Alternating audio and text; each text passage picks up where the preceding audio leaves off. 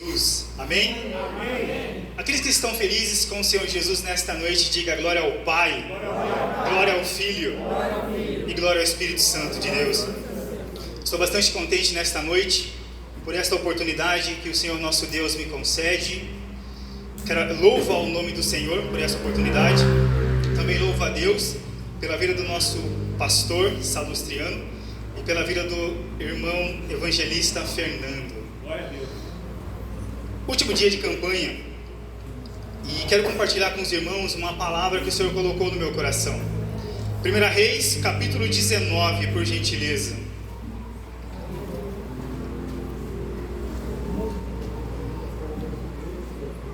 Glória a Deus,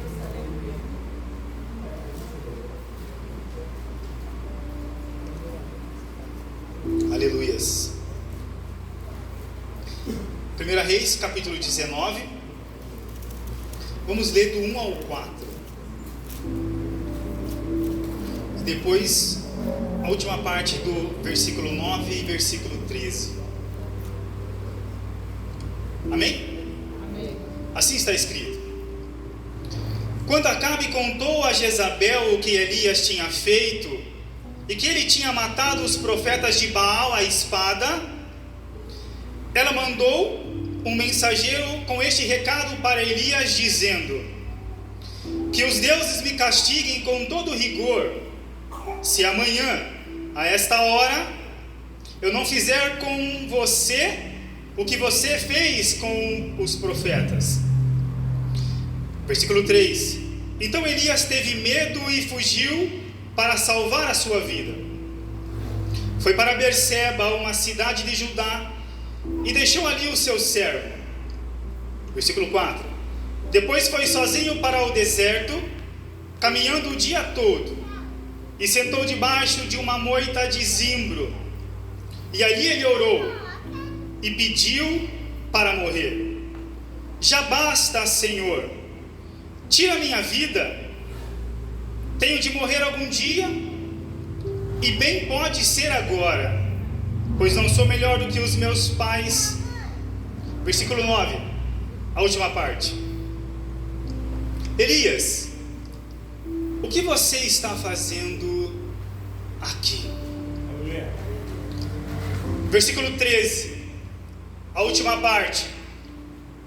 Elias, o que você está fazendo aqui?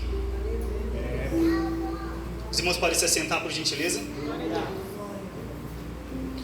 Se no tempo em que foi escrito o primeiro e o segundo livro de Reis, se neste tempo fosse promovido um evento, e neste evento viesse contemplar as maiores personalidades daquela época, com certeza o nome de Elias seria um dos candidatos para participar deste evento.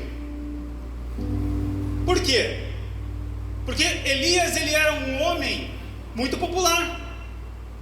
E eu arrisco me dizer ainda que Elias não apenas iria participar daquele evento, mas Elias, ele teria muita chance de levar consigo aquele título de personalidade do ano.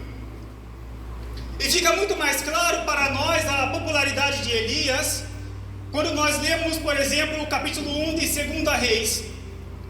Porque ali o texto vai dizer que Acabe morreu, e quem está reinando em Israel agora é Acasias. E a Bíblia vai mencionar que Acasias, ele cai do terraço do seu palácio, e ele fica bastante enfermo e acamado. E Acasias então ele chama os seus servos e dá para eles a seguinte instrução: olha, venham aqui, vá até o templo de Baal-Zebub e o consulte, para que eu saiba se porventura eu hei de me levantar desta cama. Os mensageiros então eles começam a andar pelo caminho para o destino onde o rei tinha ordenado que eles fossem. Só que o anjo do Senhor, vai dizer as escrituras, que se revela para Elias e diz: Elias, tem alguns homens vindo da parte de Acasias para consultar outros deuses. Eu quero que você dê um recado para eles e diga: porventura não existe Deus em Israel para que vocês busquem consultar outros deuses? E diga mais para eles. Diga para eles dizer para o seu rei da seguinte forma: da cama que você subiu, ó rei, você não vai descer, você não vai se levantar, porque você vai morrer. Então Elias, ele transmite essa mensagem para os mensageiros, e os mensageiros, por sua vez, então retornam o caminho para o palácio do rei. E chegando lá, ele diz: rei, encontramos um homem no meio do caminho, e ele nos disse para te entregar um recado. E o recado é: porventura não existe Deus em Israel para que você mande nos consultar Baal-zebub? E tem mais, rei, o profeta ele mencionou que desta cama que você está, você não vai se levantar, mas você vai morrer. Aleluia, glória a Deus. O rei Acasias não estava com os mensageiros, e ele faz uma pergunta para os mensageiros: qual era o aspecto deste homem que vocês encontraram no caminho? Qual era a aparência deste homem que vocês encontraram no caminho? E os mensageiros então respondem: ele era um homem coberto por uma capa de pelo de animais, e na sua cintura ele possuía um grande cinto. E o rei então fala: ah, eu sei muito bem de quem vocês estão falando. Este homem é o profeta Elias, o tisbita. Isso nos mostra que naquela ocasião Elias ele possuía uma grande popularidade. Mas a popularidade do profeta Elias, ela não era porque ele era um grande pregador da palavra. Não. Esta popularidade não vinha para o profeta porque ele era um grande cantor gospel. Não. Não era porque ele tinha boas vestimentas ou porque ele tinha uma bela aparência. Não. Mas o sucesso da popularidade do profeta era a unção de Deus. E esta unção de Deus sobre a vida do profeta fazia com que ele viesse a cumprir a sua vocação profética naquela época e naquele lugar. Porque este é o propósito da unção. A unção é o combustível que o Senhor deposita no homem e na mulher de Deus para que ele execute o propósito. A unção é o combustível para que eu e você cumpramos a nossa vocação. E nesses últimos dias, a maior estratégia do adversário é arrancar esta unção da igreja do Senhor Jesus Cristo dos últimos dias. Por quê? Porque se o adversário ele consegue arrancar a unção das nossas vidas, logo o reino de Deus não vai mais se manifestar. E hoje nós vemos que a igreja do Senhor Jesus Cristo, isso no sentido geral, está passando por um grande esfriamento espiritual. E esse esfriamento foi mencionado pelo Senhor Jesus Cristo, não é nenhuma surpresa para nós. E Jesus diz: olha, nos últimos dias,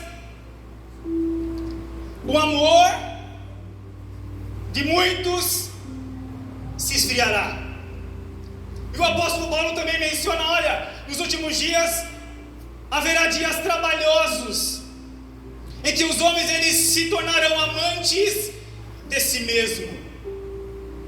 Então, o que temos visto no contexto geral da igreja do Senhor Jesus Cristo nesses últimos dias é um cumprimento da palavra. Só que a mesma palavra que fala sobre esse esfriamento geral é a mesma palavra que fala no livro de Joel, no capítulo 2,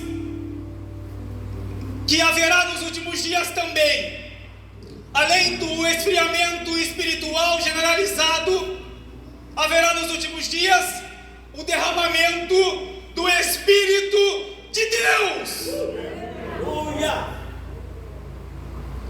O esfriamento geral, sim, é um fato, é uma realidade, mas a promessa do derramamento do Espírito Santo de Deus é maior. A promessa do derramamento do Espírito Santo de Deus nesses últimos dias é maior.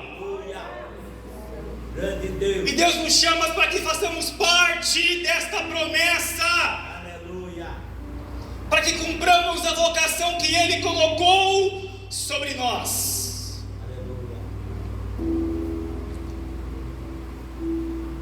A promessa de derramamento do Espírito Santo de Deus é maior.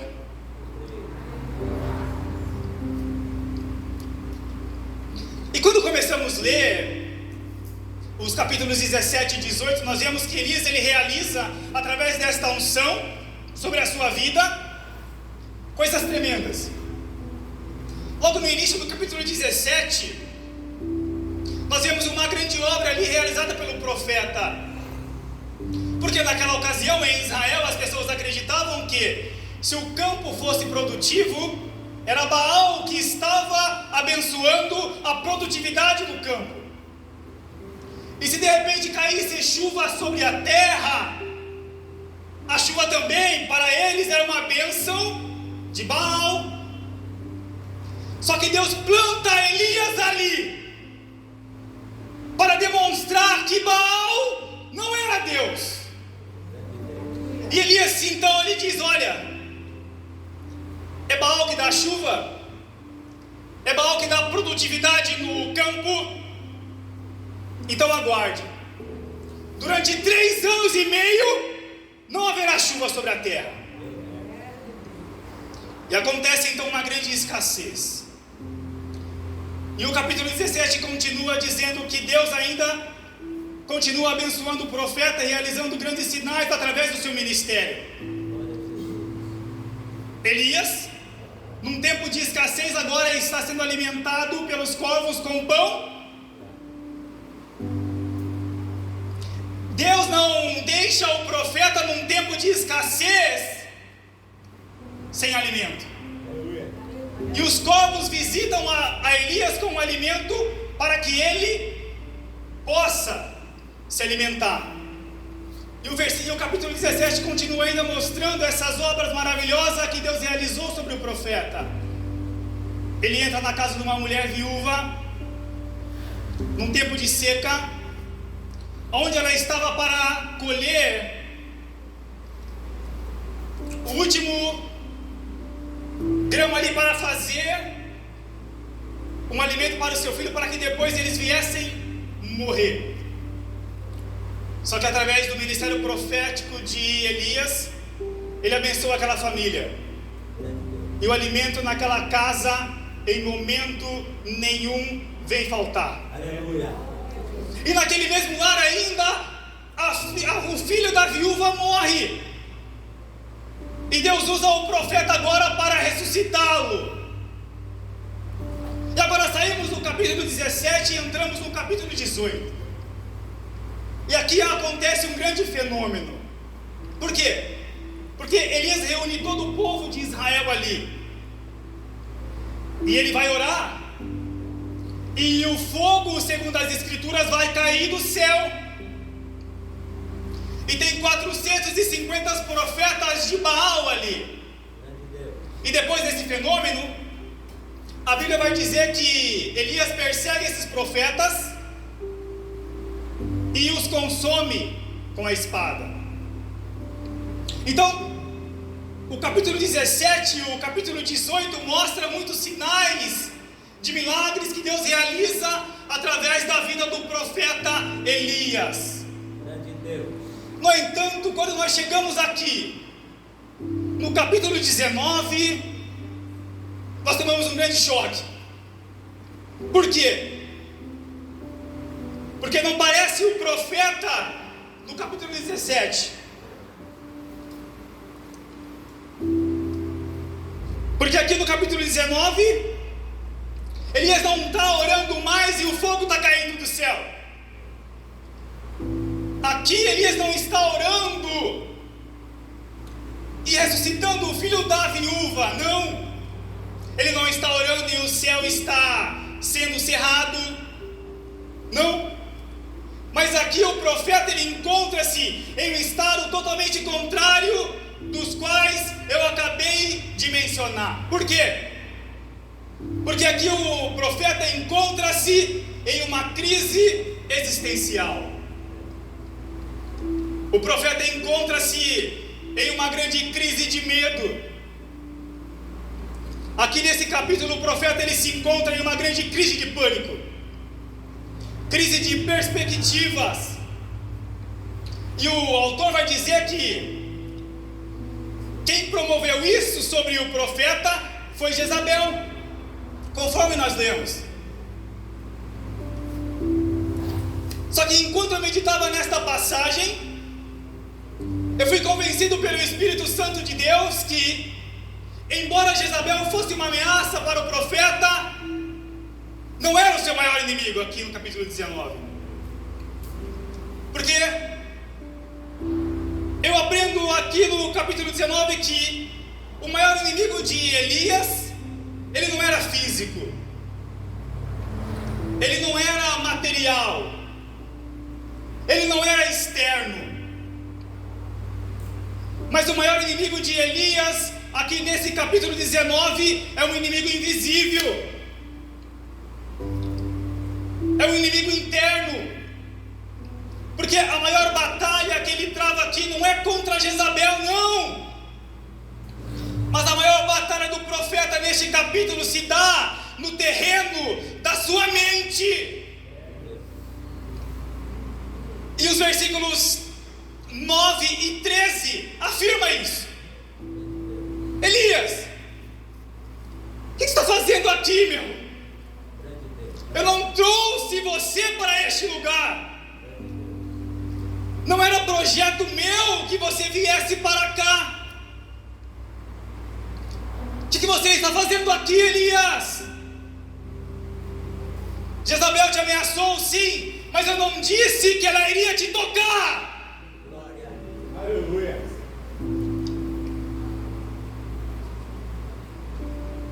E o que traz para o profeta essa desestabilização é porque ele colocou as suas perspectivas acima dos projetos e planos de Deus. Porque Elias acreditava que depois do capítulo 18, depois daquele fenômeno que o fogo caiu do céu, ele acreditava que o povo ia se converter. Ele acreditava que Jezabel iria ter limitações ali. Só que não é isso que na mente dele ele começa a ver. Então ele faz uma leitura não genuína da realidade. E ele diz: eu estou sozinho. Era uma realidade? Para ele, sim. Só que além dele existia mais 7.000. Elias não estava sozinho, mas a sua expectativa, a sua perspectiva havia sido frustrada. E ele não conseguia enxergar mais os projetos de Deus. Glória a Deus. Aleluia.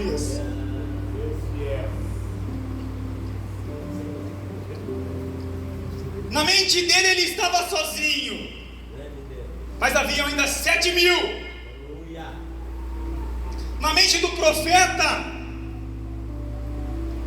a esperança tinha ido embora, porque o povo, se o povo não se converteu com fogo caindo do céu, o povo não vai se converter mais. Acabou. Não há nada mais que fazer para que esse povo se converta. Outro ponto: se o povo não se converteu, é porque Deus não está agindo. Isso na leitura do profeta. Só que neste mesmo capítulo mostra que muitas das vezes a maneira pela qual Deus age não é no terremoto, não é no vento, é no silêncio. Glória. Só que para o profeta, o silêncio de Deus era um problema. Deus não está nem aí. Somado todos esses fatos, o profeta falou: Senhor, não tem mais esperança, então arranca a minha vida. Não tem mais propósito, não tem mais objetivo, não tem mais projetos. Qual é a razão de eu ainda estar aqui? Só que nós vemos que quando o texto ele continua, a Bíblia vai dizer que esse capítulo não termina com Elias dentro deste ambiente caótico, não. Mas Deus restaura Elias espiritualmente. Aleluia. Deus restaura o profeta emocionalmente. E Deus restaura o profeta fisicamente. Aleluia. E a gente vê que depois dessa restauração, Deus ainda coloca sobre o profeta propósitos. Na cabeça dele, ele não tinha mais utilidade, ele não tinha mais o que fazer. Mas nos planos de Deus, existiam propósitos, existiam planos para o profeta. E qual era esse propósito? Qual era esse plano? Elias, unja Azael como rei da Síria. Elias, unja Jeú como rei de Israel. Elias, unja Eliseu, profeta, no seu lugar. Você vai duro, hein? Meu Deus, glória a Deus. Antes de terminar então este capítulo 19, Deus mostra para Elias que os seus planos são maiores do que os planos que o profeta tinha. E falando sobre Elias, esse que vos fala também em algum momento da sua vida, também teve algumas batalhas em sua mente. E essas batalhas têm nome. Primeira, depressão. Segunda, fobia social. Eu me lembro que eu não tinha paz, pastor Salu. A minha alma vivia apertada dentro do meu peito. Eu me lembro que um dia eu estava no meu trabalho, bastante esgotado já psicologicamente. Eram 3 horas da tarde. Involuntariamente os meus olhos começaram a derramar lágrimas. E eu perguntava para mim mesmo: mas por que eu estou chorando? Eu não quero chorar. E eu tentava conter aquelas lágrimas, mas eram impossíveis. Por quê? Porque aquelas lágrimas eram um grito da minha alma. E já no caminho do Senhor, terminava-se o culto e eu cumprimentava os irmãos: a paz do Senhor, irmão. Só que quando eu chegava em casa, eu colocava o meu joelho no chão e dizia: Senhor, eu cumprimento meu irmão com a paz do Senhor, mas eu não conheço essa paz.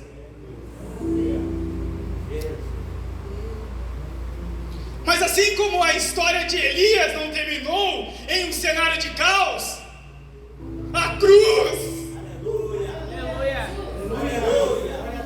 A cruz me transformou.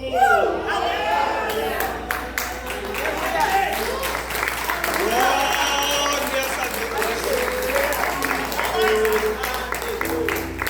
Oh, glória! Aleluia. A cruz me transformou. Quem diria, pastor, que um dia eu estaria aqui, alguém que tinha fobia social, mas a cruz transformou. A cruz curou. A cruz restaurou. E chama a atenção o fato que essa campanha Deus não colocou no coração dos nossos irmãos em vão, mas colocou com um grande propósito. Passaram por aqui alguns testemunhos e nós fomos edificados.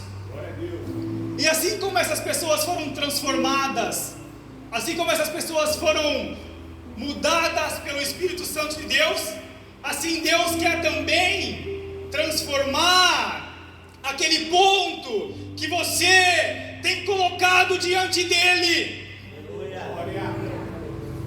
Só que o que chama a atenção é que muitas das vezes todo evento sobrenatural ou todo projeto de milagre que Deus tem para as nossas vidas, eles nunca vêm só, mas muitas das vezes eles vêm acompanhado do caos. Por quê? Porque o caos vem tentar, eles vêm para tentar tirar o nosso foco do Senhor. Porque o caos ele vem para tirar a nossa atenção do projeto. Mas o mesmo Deus que permite o caos é o Deus também que coloca por terra todo o caos.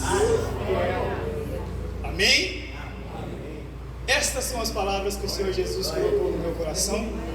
E aqueles que as recebem como da parte do Senhor Jesus Cristo, aplaudam o nome do Senhor Jesus.